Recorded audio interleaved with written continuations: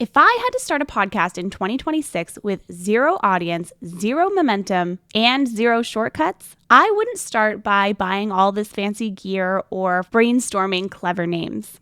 I would start with search, because the hardest part of podcasting right now isn't content creation. It's being found. So today, I thought it would be fun to walk you through exactly how I would launch a podcast in 2026, step by step, using the strategies that work today and not the ones that we were taught 5 years ago. Let's get into today's episode. Hello. I'm Simona Costantini, and this is As It Relates to Podcasting. This is the show where we dive into all things podcasting launch or growth or monetization to help give you the actual real tools and tips that you need so you can take your podcast, launch it, grow it, monetize it, and expand it with the world. Before we get into today's conversation, I have to share with you that this is a launch topic, so I do have a podcast launch blueprint that you can download. The link for that is in the episode notes below, and it'll walk you through a lot of the same things that we're talking about today and give you a little bit of a framework of how to actually launch your podcast. So it's super helpful whether you're launching your show or even if you're relaunching your podcast. It's definitely a really fantastic resource for you in any capacity. So with that, let's get into today's conversation. So we're talking about podcast launching and how we would launch a podcast in 2026 using things that actually work today and not just the things that we were taught 5 years ago. If you have been listening to this show before, or if you've watched any of the videos on YouTube, you're going to know that I like to break things down into 3 parts. I find it's the easiest way to get you all the information if I just wrap it up into 3 different parts. So the first thing that I would do when you're creating a new podcast episode would be to design it for search before you ever even hit record. And here's how I do that, because this is super, super important. There's a whole conversation about SEO, LLMO, keywords, keyword search, and all of the things. One of the things that I see creators do a lot is try and get really clever with their names so they can kind of cut through the noise in that way. It makes sense to do that.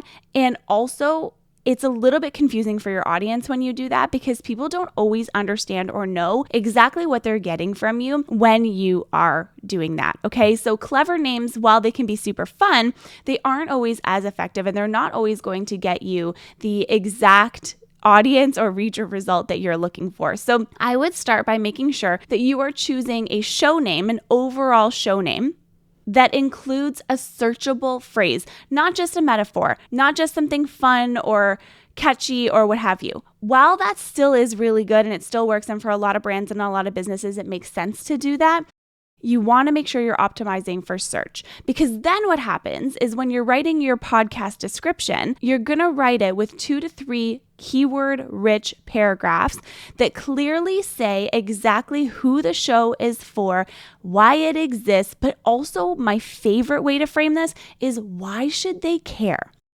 There is so much content out there and people are putting things out there all the time. Why should people listen to your specific content? What exact problem is it solving for them?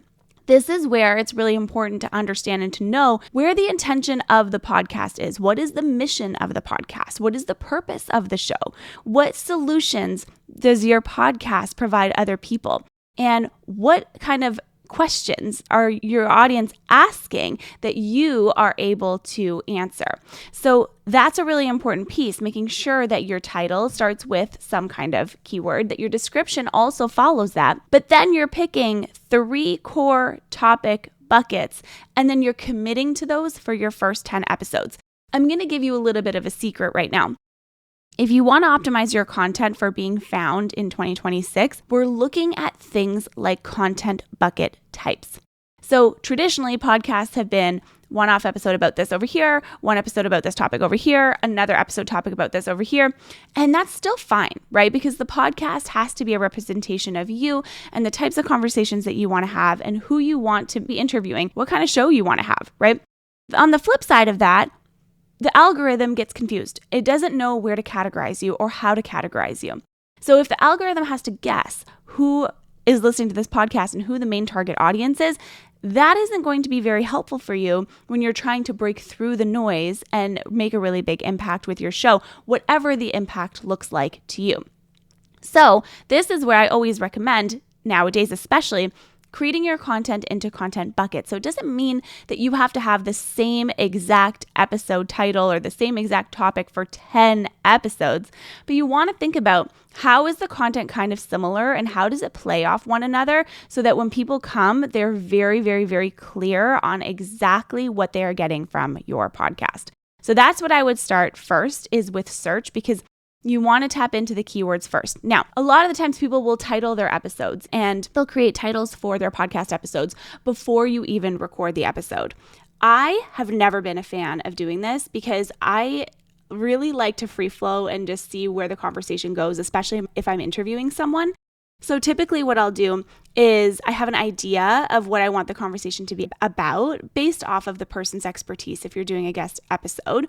And then after that, I will go in and I will title the episode based off of what is the actual conversation that we had, not what I thought it was going to be, because there's always things that come up. This helps with the relevancy of the content that's in your episode and what people are searching for. The content inside your episode matters, and its relationship to the title and the description of the episode also matter too. The second thing that I would do would be to launch with intent and not just hype. You want to make sure that you are always building hype around your podcast. You want to make sure that you are bringing your audience along for the ride with you. You want to make sure that they are invested in the journey, right? It is exciting. You want to take them behind the scenes. Who are you interviewing? Who are you recording with? What kind of conversations are you having? Those things are very, very, very important. One thing that I always recommend is recording 3 episodes and releasing those 3 episodes all at one time. I also recommend that you release a trailer beforehand. Now, if I were to do this all over again, I would take the trailer and I would release it a week or less before the first 3 episodes are supposed to drop. So let's say your podcast episode, you want it to go live on a Tuesday. I would take the trailer and I would make the trailer live on a Tuesday. And then I would take the whole week after the trailer goes live to build the hype, build the excitement, but also to build the intention behind the show so people can really understand what they're getting from your podcast and not just, hey, look at me, I have this brand new show. Then a week later, after the trailer goes live, I would release 3 episodes. And the reason why I would do this is because I want to make sure that there's enough content for my listener to binge. You want them to stay on your show. And also, this is good for your retention of your podcast, the listenership of your podcast, and it signals to the algorithm that this is something that is exciting and is worth listening to. The other reason why I also like to do this is because not everyone is interested in the same type of content, right? Not everyone is interested in the same thing. People don't like all of the same topics. So what I always recommend is if you think about your audience, your niche, the content that you create, whatever it is that you do, what are the 3 biggest questions that your audience asks you over and over and over again? And I would make those your first 3 episodes.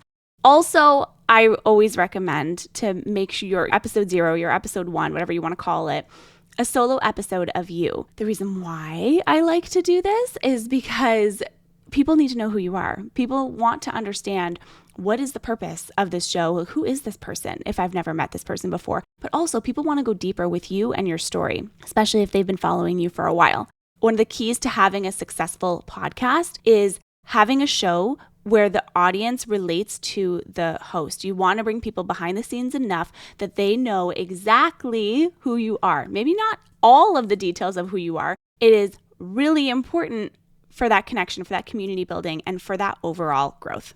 Another part of launching with intent and not hype are your episode titles.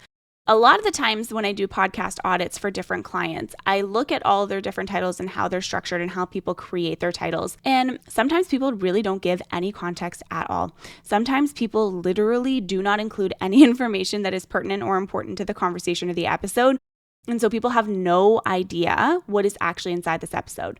If you're titling your episodes, episode 1 with Jane, that tells people nothing, right? You want to make your episode titles into question-based or outcome-driven. Think of how you would write for a Google search. How can you tap into the questions that people are asking already and have your content be the solution to that problem? And the last piece of advice that I'm going to give you here is submitting to Apple and Spotify early so that the platforms can index your show before you start promoting it.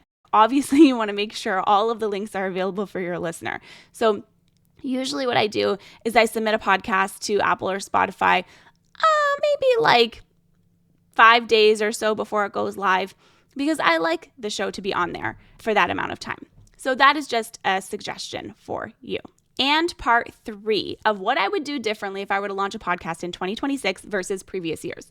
Now, this one is really interesting. I would build the distribution of the podcast into the workflow ahead of time. So what I mean by this is I want you to think about and decide how each episode will become that YouTube content, your clips, or a long form post, right? How is the ecosystem built? What does the whole strategy look like?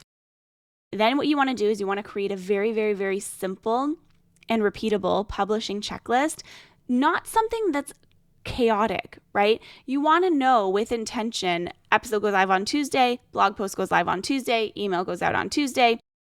I start promoting the podcast episode, the guest shares it, like whatever that journey looks like for your podcast, however it's part of your overall marketing system and process, you want to build that in ahead of time. It's just doing it with a little bit more intention, because what happens is once you launch your show, you are going to realize how quick the weeks come. They come so fast.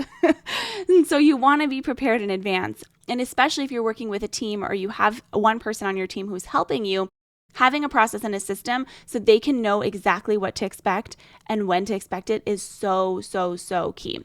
If there's one thing that I want you to take from this episode today, it's this. A successful podcast is not built on trends, hype, or luck.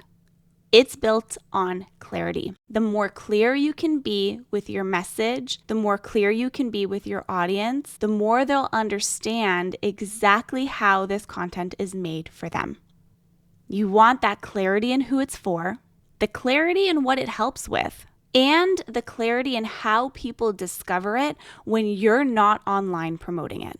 If you are launching or relaunching a podcast, I don't want you to rush to be everywhere. You don't need to be. Build something that's findable. Build something that's intentional. Because when your podcast is designed to be discovered, growth in itself stops feeling like such a grind, and it really starts to feel inevitable. This is how I would start over in 2026. So let me know what you think of this episode. Was this helpful? Is this something that you've thought of before? Do you have any questions? If you're watching this on YouTube or on Spotify, you can leave a comment below. And if you are not and you're listening to the audio version, please send me a message with any of your questions. And of course, you can also download our podcast launch blueprint. It is in the episode notes for you as well. I can't wait to see you same time, same place next week. Bye for now.